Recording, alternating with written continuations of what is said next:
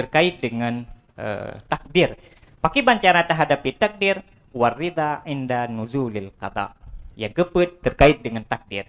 Cara menghadapi takdir adalah dengan rida terhadap qada dan kadar Allah. Pu yang gebila Allah tanyo ikhlaskan nanti. Gebi mangat tanyo tak ikhlaskan nanti. Tak terima dengan lapang dada. Gebi fit lah Allah, tak terima juga dengan lapang dada.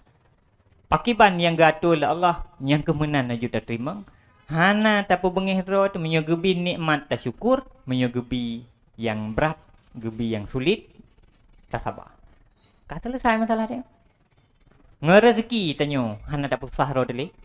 Tak dupu bahawa Allah telah berjanji rezeki dan kalau gatul rezeki yang gebi yang jatah tanyo tetap tanyo, yang ken jatah tanyo tetap ken tanyo.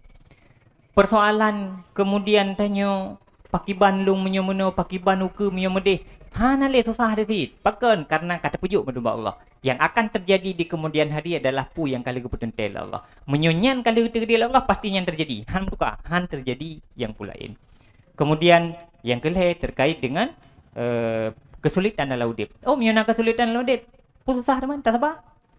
Mia sabar kan susah deh. Mesu ring sakit, ge sabar. Na susah ke. Santai menang gerog. Oh, ganyan gasin ke. Betapa? Hana persoalan tepu. Yang terakhir terkait dengan keberagaman takdir. Rida mendeng. Uronyo gebi senang. Oh, tinggal tukar susah. Bet tak susah ro tu. Dan bet tak pedaleh ke gop.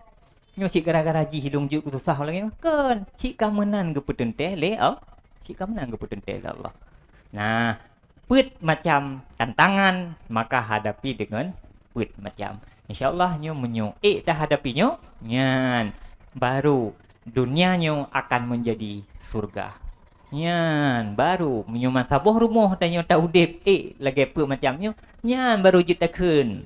Yang baru jitakeun ghurfati jannati atau baiti jannati, rumahku surgaku. Pajan myo ngempet macamnya. Hana persoalan apapun yang bisa mengganggu tengok. Pakan karena mandum ka tepat cara dah hadapi, ka mandum ka tepat cara tanyo tasikapi tanyan dan cara ka lurus cara tanyo memandang dan berpikir tentang katanya. Man katanya nyan insyaallah Pajan baru hai tika ada puput. Ya, tika ada puput ju.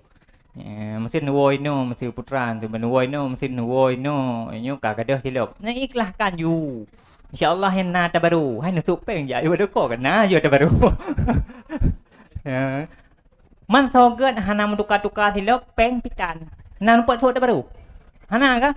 Hana bangka gadah, gebi rezeki lah Allah. Sebelum ada baru. Berarti tanya merumpak gadah silap Tuhan, merumpak silap baru. Yang menan cara demikian dan memang lagi kan. Ya, jadi be tak usah ada.